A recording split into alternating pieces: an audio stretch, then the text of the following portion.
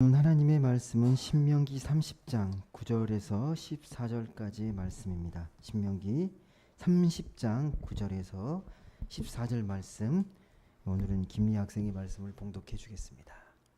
네가 네 하나님 여호와의 말씀을 청종하여 이 율법책에 기록된 그의 명령과 규례를 지키고 네 마음을 다하며 뜻을 다하여 여호와 네 하나님께 돌아오면 네 하나님 여호와께서 네 손으로 하는 모든 일과 네 몸의 소생과 네 가축의 새끼와 네 토지 소산을 많게 하시고 네게 복을 주시되 곧 여호와께서 네 조상들을 기뻐하신 것과 같이 너를 다시 기뻐하사 네게 복을 주시리라.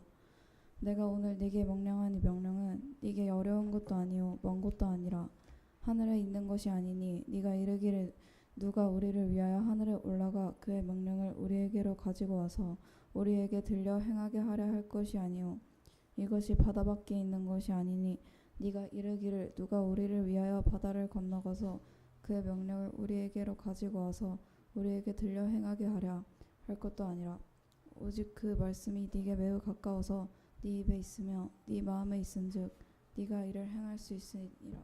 아멘. 감사합니다. 네, 오늘은 하나님이 말씀하시는 축복에 대해서 한번 같이 말씀을 나누겠습니다. 오늘 말씀은 신명기의 말씀인데 모세오경의 마지막 책입니다. 신명기. 이 신명기 30장은 1절에 보시게 되면 표제가 붙어 있어요. 혹시 성경책을 보시게 되면 확인할 수 있는데 뭐라고 쓰여 있는지 보시겠습니까? 뭐라고 쓰여 있습니까? 신명기 3장 이 장 제목이 있습니다. 복받는 길, 복받는 길이라는 표지가 붙어 있습니다. 사실 이 30장만이 아니라 신명기 말씀, 신명기 34장까지가 있는데 신명기 34장 전체가 그 핵심 주제가 뭐냐면 하나님의 축복 그리고 하나님의 저주입니다. 신명기 말씀, 신명기 말씀의 핵심 주제가 뭐냐? 하나님의 축복과 하나님의 저주입니다. 여러분, 우리를 사랑하시는 하나님이 우리가 행복하길 원하지 않겠습니까? 하나님의 자녀가 하나님의 은혜 속에서 행복하게 살기를 원하십니다. 그러면 우리가 하나님의 자녀로서 하나님의 축복을 구하는 게 어떻다고 생각하십니까? 틀린 신앙입니까? 아니면 잘못된 신앙입니까? 하나님께 복을 구하는 신앙, 하나님께 축복을 구하는 신앙, 잘못된 겁니까? 축복을 구하는 것 자체가 틀린 게 아닙니다. 그렇게 구하는 신앙 자체가 틀린 게 아닙니다.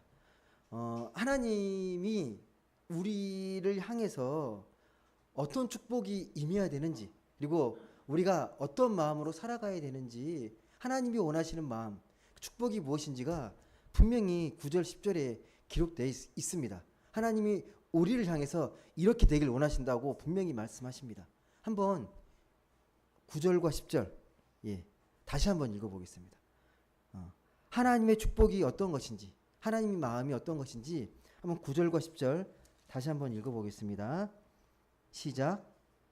내가 내 하나님 여호와의 말씀을 청종하여 이 율법책에 기록된 그의 명령과 규례를 지키고 내 마음을 다하며 뜻을 다하여 여호와 내 하나님께 돌아오면 내 하나님 여호와께서 내 손으로 하는 모든 일과 내 몸의 소생과 내 가축의 새끼와 내 토지 소산을 많게 하시고 내게 복을 주시되 곧 여호와께서 내 조상들을 기뻐하신 것과 같이 너를 다시 기뻐하사 내게 복을 주시리라. 아멘. 이 말씀만 딱 읽으면 어떤 느낌이 드십니까?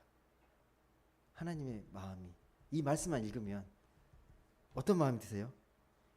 무슨 말이에요? 그러니까 하나님은 우리가 모두가 부러워할 만큼 축복을 복을 주시겠다는 거잖아요.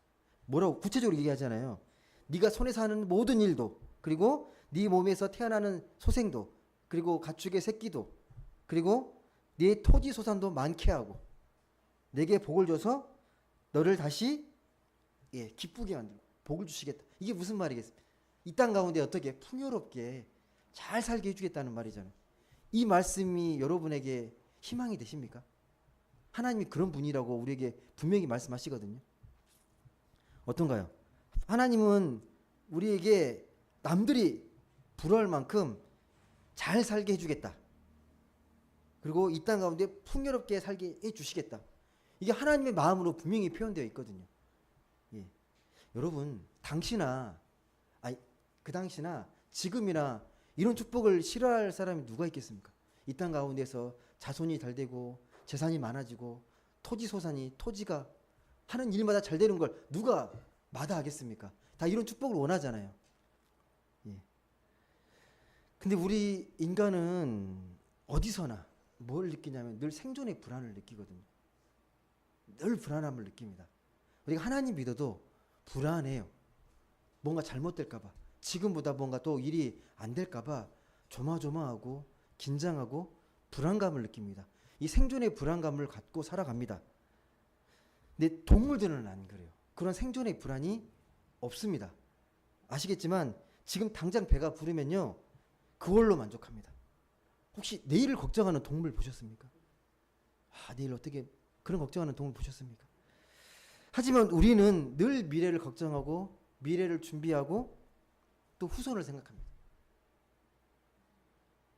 이런 생각이 잘못된 걸까요? 아닙니다. 우리는 본성상 늘 불안하고 연약한 실존입니다. 예, 그렇게 태어났기 때문에 하나님은 우리의 마음을 너무도 잘 아십니다. 이런 존재라는 걸 너무 잘 알아요. 하나님도 그런 우리를 너무 잘 아셔서 그 말씀 속에 여러분의 마음이 잘 느껴지셔야 합니다. 하나님이 이런 마음 가운데 살아가는 우리에게 어떤 마음으로 이 말씀을 하시는지, 너희가 불안해하고 너희가 마음에 이런 긴장하고 그런 것 다 안다. 너네가 걱정하는 그걸 내가 책임져 주겠다라고 말씀하시는 거예요.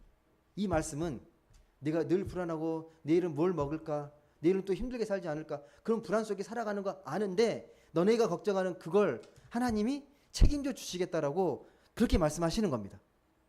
근데 조건을 달죠. 조건을. 뭐라고 조건을 답니까? 하나님이. 뭘 하면, 어떻게 하면? 말씀을 너희가 어떻게 하라고요?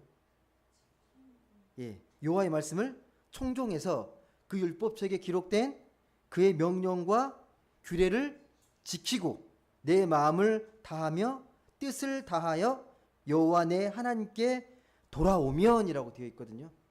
말씀에 순종하라는 말인데, 말씀을 잘 지키라는 말인데 그냥 잘 지키라는 말이 아니에요. 잘 보십시오. 예. 그냥 말씀을 지키라는 게 아닙니다.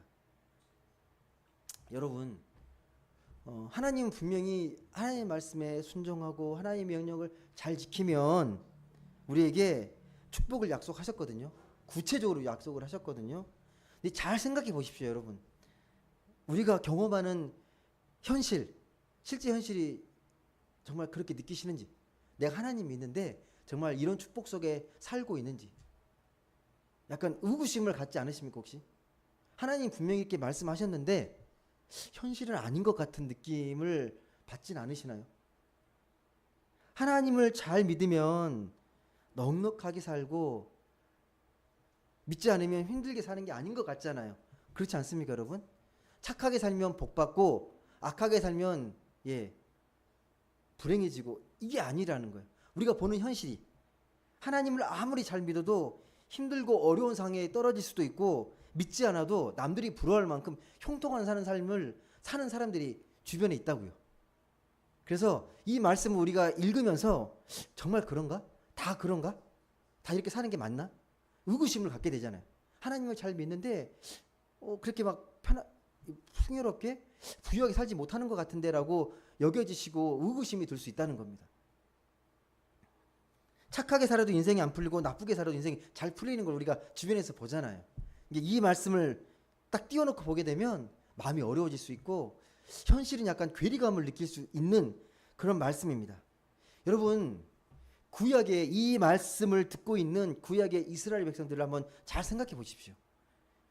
그들이 우리가 볼 때는 불순종한 민족이라 그러잖아요. 하나님의 말씀에 늘 배역하고 거역하고 그런 민족으로 우리에게 많이 이해되고 있는데 여러분 냉정하게요. 당시에 이스라엘 백성만큼 하나님의 말씀을 듣고 그래도 하나님의 말씀을 지킨 민족이 이스라엘밖에 없습니다. 엄밀히 말씀드렸어요. 아무리 못났다 해도 다른 민족에 비하면 그래도 낫습니다. 이스라엘이. 월등합니다. 제가 말씀 읽어보면 그렇습니다. 그런데도 선지자들은 늘 책망하잖아요. 너희들 하나님 이렇게 불순종하고 배역하면 불의하면 너희들은 하나님의 심판을 받게 될 거라고 늘 책망합니다. 선지자들의 눈에 보기에 늘 부족해 보여요. 이스라엘 백성들이. 그래도 하나님의 선택한 백성이고 하나님의 말씀을 그래도 따르려고 그래도 노력을 한 백성인데 그 이스라엘 민족의 역사를 보시게 되면 어떻습니까? 말씀대로 그들이 정말 부유하게 그렇게 사는 인생이 그렇게 많지 않습니다. 부유하게 살지 못했고 나라가 계속 망합니다. 겨우 나라를 이뤘다가 좀 있다가 나라가 분열되고 또 조금 있다가 북이스라엘이 아수리에 멸망하고 좀 지나니까 남유다가 바벨론에 멸망하고 좀 지나 다시 이제 흩어졌다가 디아스포라가 됐다가 바벨론 포로로 됐다가 다시 귀환해서 겨우겨우 나라를 세우는데 또 로마에 망하고 순환과 고난의 역사를 이스라엘이 겪어왔습니다. 최근에는요. 2차 세계대전 때는 유대 민족이 600만이 학살되는 어마어마한 민족의 고통까지 겪잖아요. 근데 여러분 이런 고통과 어려움이 우리가 이들은 하나님의 말씀에 불순종해서 그 죄의 대가를 심판을 치르는 거야 라고 여러분 단순하게 거칠게 그렇게 결론을 내게 되면 너무 잔혹하지 않습니까? 너무 가혹하지 않습니까? 한 민족의 역사가 하나님의 말씀을 순종하지 않아서 이런 어마어마한 고통을 겪는다고? 여러분 지금 반대로요. 지금 이스라엘은 어떻습니까? 지금 이스라엘의 민족은 어떤 것 같습니까? 지금 이스라엘 나라를 세웠잖아요. 다시. 잘 삽니까? 못 삽니까? 이스라엘이요. 중동 지역에서. 그 옛날에 비하면 잘 살아요. 부유하게 삽니다. 그리고 작은 나라지만 강소국이라 그래요. 그리고 사실상 핵무기 보유국이고요. 이제 그렇게 좀 그런 민족이 됐는데 지금의 민족의 행보를 보십시오. 끊임없이 전쟁을 일으키잖아요. 가자 지구에서 벌이는 잔혹한 전쟁. 이건 생명을 파괴하는 일인데도 하나님의 말씀에 어긋나는 일인데도 잘 살고 있습니다. 우리 눈에 보이기에는 관련이 없는 것처럼 보여요.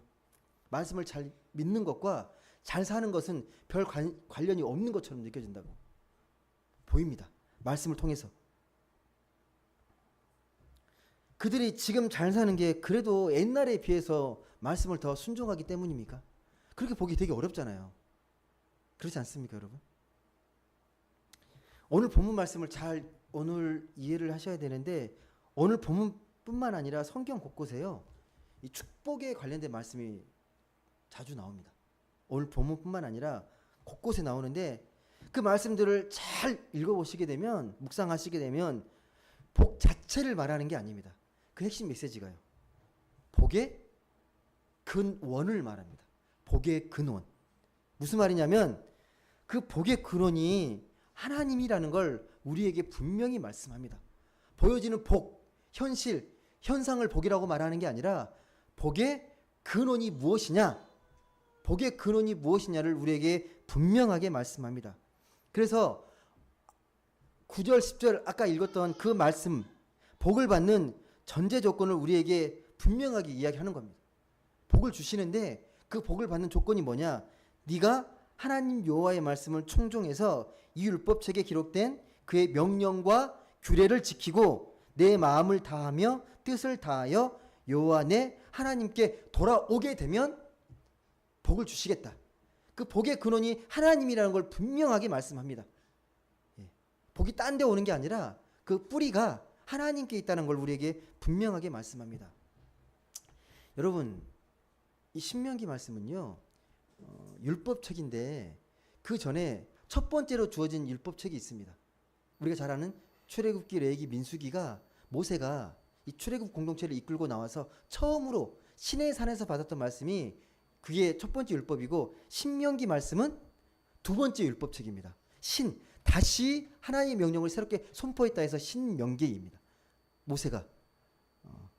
그러니까 이제 그 오랜 40년의 이 광야 생활을 이스라엘이 끝내고 가나안에 입성하기 직전 마지막으로 모세가 이스라엘 공동체를 모압 평화에 불려놓고 다시 여호와의 말씀을 들려주면서 하나님의 마음이 무엇인지를 선포하고 설교하는 내용이 신명기 말씀입니다. 그러면 첫 번째 율법책과 다르냐? 아닙니다. 거의 비슷합니다. 새롭게 그 의미를 다시 한번 너네가 그 땅 들어가기 전에 하나님의 말씀이 어떤 것인지를 다시 한번 새롭게 그 의미와 정신을 새롭게 해석해 주는 말씀이 신명기 말씀입니다. 중요한 게 뭐냐면 여러분, 이스라엘 공동체의 그 핵심 정체성은 어디에서 나오냐면 율법에서 나와요. 율법에서 시작해서 율법으로 끝납니다. 율법이 매우 중요합니다. 그러면 이스라엘 공동체가 율법을 잘 지키게 되면 그렇게 그들의 하나님을 잘 믿고 있다는 증거가 됩니까? 그들이 하나님 주신 율법을 잘 지키게 되면, 그렇지, 율법을 잘 지켰으니까 너희는 정말 하나님의 백성이다, 이렇게 인정받을 수 있는 겁니까? 율법을 잘 지키는 것으로. 다시 질문을 드릴게요. 율법을 지키는 게 하나님을 잘 믿는 겁니까? 여러분 잘 생각해 보십시오. 율법을 지키는 게 하나님을 잘 믿는 것입니까? 다시 말씀드리지만 이스라엘은 율법으로 세워진 백성이에요. 율법이 뿌리입니다. 율법을 잘 지키는 게 그래서 매우 중요합니다. 근데 중요한 게 뭐냐면 율법을 지킨다고 하나님의 믿음을 보장하는 게 아니라는 거예요. 율법을 조목조목 하나하나 잘 지킨다. 아, 하나님 잘 믿고 있구나. 그렇게 볼 수 없다라는 겁니다. 여러분, 율법을 그러니까 우리나라 헌법으로 생각해 보십시오. 정신이 깃들여 있잖아요. 헌법에는 우리나라는 법치 국가라고 말합니다. 법을 토대로 세워지는 국가. 근데 헌법 제1조 1항을 보면 뭐라고 되어 있습니까? 대한민국은 뭐라고요? 민주공화국이다. 모든 권력은 국민으로부터 나온다. 대한민국의 주권은 국민에게 있고 모든 권력은 국민으로부터 나온다가 1조 1항이에요. 이게 무슨 말입니까? 그 뜻이 우리나라는 왕이나 귀족의 뜻에 따라 나라가 세워진 게 아니고 국민이 합의한 그 뜻에 기초에서 세워진 나라다라는 겁니다. 이게 정신이 되게 중요한 거잖아요. 정신. 대한민국의 정체성은 왕이 뭐 어떤 신의 계시를 받아서 세운 나라도 아니고 귀족이 다스린 나라도 아니고 일반 국민이 선택해서 결정한 나라가 이 대한민국 민주공화국이라고 그러죠. 공화국이라는 게 모든 국민의 뜻이 조화롭게 되는 게 공화국이잖아요. 그 대한민국 민주공화국이 아직까지 현재 인류가 선택한 정치 제도 중에 가장 낫기 때문에 이걸 선택하는 겁니다. 더 나은 정치 제도가 있으면 그걸 선택하면 되는데 현재까지 가장 좋은 제도로 인정하는 게 공화국이잖아요. 공화국. 그래서 북한도 어떤 공화국입니까? 조선 인민민주주의 공화국이잖아요. 이름의 프레임은 네이밍은 그런데 말은 그렇게 붙였지만 독재 국가잖아요. 독재 왕정 국가잖아요. 그 뜻을 이루는 국가는 아니잖아요. 마찬가지예요. 법이 명시되어 있고 법대로 지킨다고 그게 그 나라의 정체성, 그 믿음을 온전히 반영하고 있는 건 아니라는 거. 여러분, 민주공화국 체제 자체가 우리의 국민으로서의 어떤 그런 정신을 잘 지키고 그걸 나타내면 좋겠지만 그러지 못한다는 겁니다. 실제로 여러분, 민주공화국 체제에서 민주주의 체제로 히틀러가 선거로 총통으로 뽑히잖아요. 자기 일방적인 어떤 무력과 권력으로 뽑힌 게 아니라 국민이 선택해서 히틀러가 총통이 되고 트럼프도 선거를 통해서 대통령 되잖아요. 제도 자체가 그 제도를 잘 지킨다고 한 나라가 정의롭고 평화가 보장되는 나라가 된다? 아니라는 겁니다. 신명기 율법책도 그렇습니다. 신명기라는 율법도 그렇습니다. 율법 자체가 하나님의 생명을 보장해 주지 않습니다. 당시 여러분 이스라엘은요 어떻게든 이 율법을 잘 지키고 어떻게든 율법대로 살려고 무던 어마어마한 예를 씁니다. 그래서 율법학자가 나오는 거예요. 바리새인이 나오고 서기관들이 나와서 그 율법의 정신을 어떻게 하면 지켜낼까 해서 많은 조문들이 나오잖아요. 지켜야 할 것, 지키지 말아야 할 것. 그게 성경책에 기록되어 있습니다. 십계명뿐만 아니라 그 십계명을 어떻게 삶 속에서 지키고 구현할 것인가. 대표적인 게 먹는 것까지 규정하잖아요. 속된 것, 거룩한 것, 되새김질하고 말이 굽이 갈라진 짐승만 먹으라고 그러잖아요. 그럼 돼지를 먹으면 돼, 안 돼요? 못 먹습니다. 돼지를 되새김질 못하니까 먹지 않아야 돼요. 그리고 예를 들면 전쟁에서 포로를 데려오는데 포로 중에 여자들은 아내로 취할 수 있다는 규례도 나옵니다. 예, 구체적인 규례들이 막 나와요. 그리고 유부녀가 남자하고 동침하게 되면 어떻게 하라고 합니까? 어떻게 하라고? 그 동침한 남자와 그 여자를 둘 다 죽여서 이스라엘 악을 자라. 어떻게든 율법의 정신을 지켜내려고 여러 조목들이 규례들이 나옵니다. 율법이 죽은 문자로 떨어지지 않도록 그렇게 규례를 만들어내는 거예요. 그런데 그렇게 법 전문가들이 더 나은 법을 만들려고 애를 쓰고 또 그런 사람들이 많다고 정말 평화롭고 정의롭고 하나님의 정신이 그 법을 잘 지킨다고 실현이 되냐라는 거죠. 잘 생각해 보십시오, 여러분. 법이 아무리 발전해도 뛰어난 법 전문가가 아무리 많아도 그것 자체로 세상이 크게 좋아지지 않습니다. 아무리 율법을 잘 지켜도 그것 자체가 하나님을 잘 믿는다는 보증이 아니라는 겁니다. 이유는 두 가지예요. 첫 번째, 하나는 사람들이 법이 있으면 의무감에 마지못해 지킬 것들이 정말 많이 생깁니다. 여러분 운전하다 보면 학교 앞은 그 속도 제한이 있잖아요. 몇 킬로인지 아시죠? 30km. 만약 30km 제한이 없으면 되게 세게 달릴 거예요. 마지못해 지키는 겁니다. 더 세게 달리고 싶은데 30km가 있기 때문에 그걸 제한해서 속도를 줄여가지고 그 길을 통과하잖아요. 예. 법을 만드는 입법하는 국회의원들, 공부를 집행하는 공무원들은 그 법을 잘 지킨다고 생각하십니까? 정말 그 법의 정신을 정말 잘 이해하면서 법을 잘 지킨다고 생각하십니까?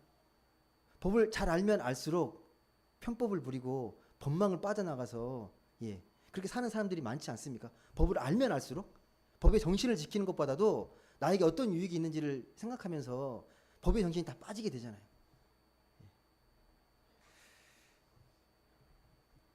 또 한 가지는 여러분, 율법을 잘 지킨다. 이게 자랑거리가 될 수 있습니다. 율법을 잘 지키는 게. 예수님이 당시에 서기관과 바리새인을 책망한 이유가 뭡니까? 자랑거리잖아요. 내가 너보다 더 법을 잘 지켜서 너보다 월등해. 내가 더 경건해. 잘 지키는 것으로.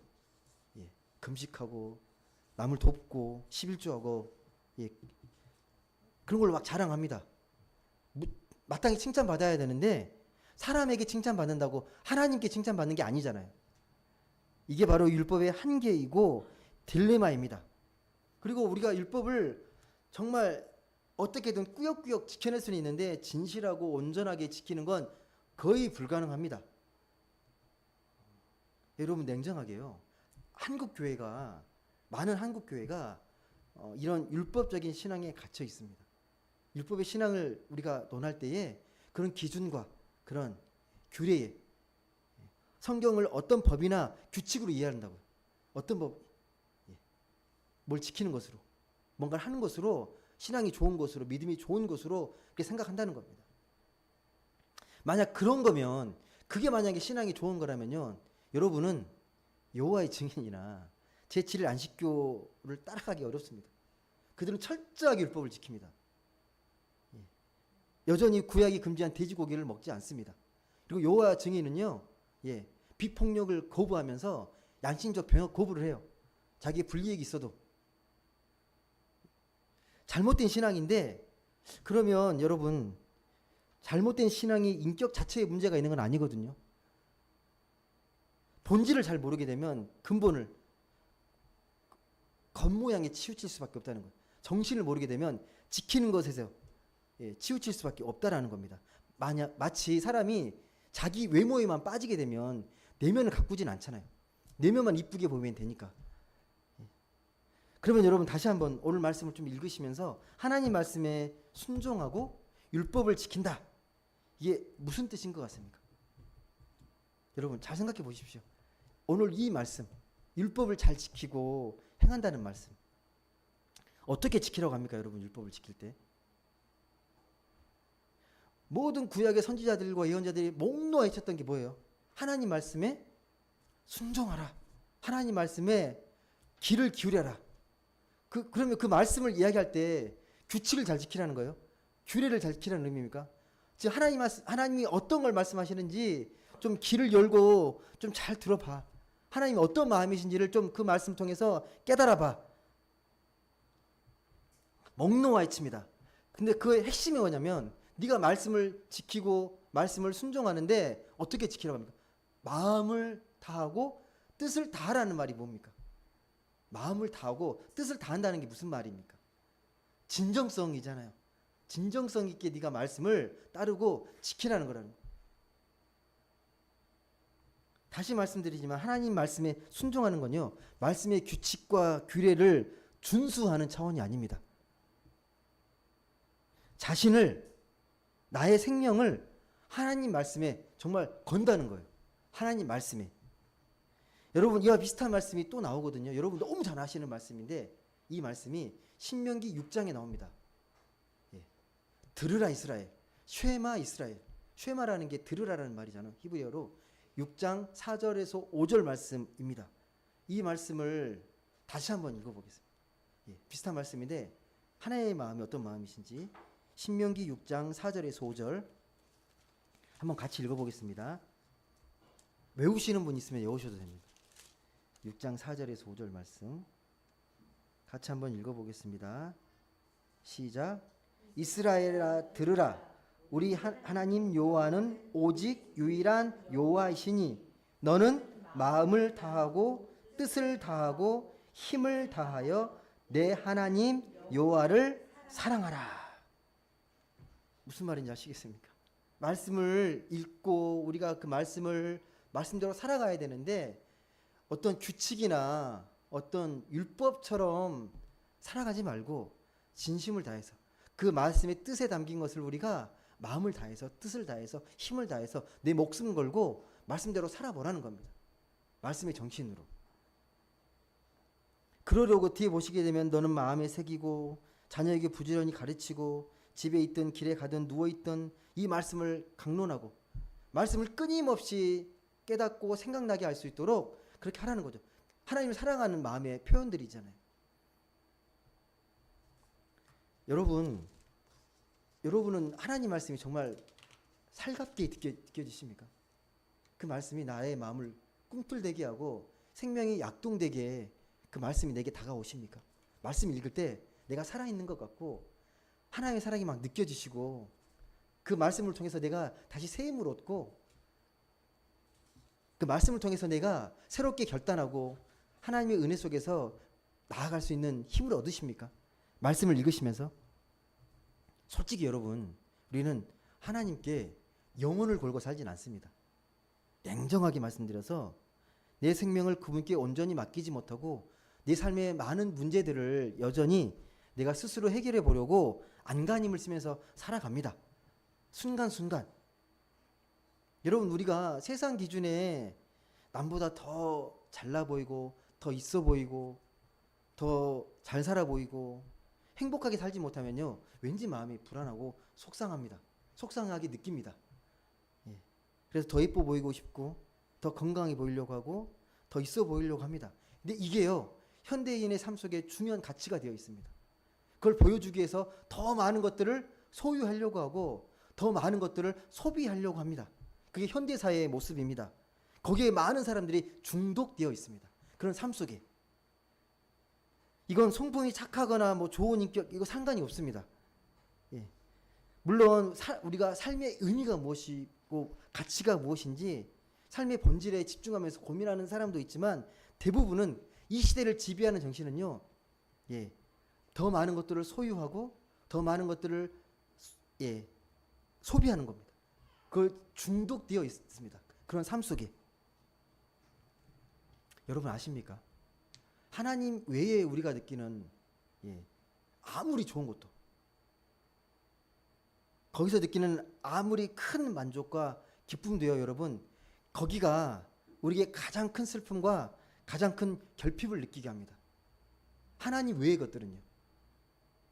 여러분, 오늘 우리의 신앙의 모습은 어떻게 보면 반복되는 불순종과 형식적인 신앙에 빠져있던 과거 이스라엘과 여전히 닮아 있는지 모릅니다.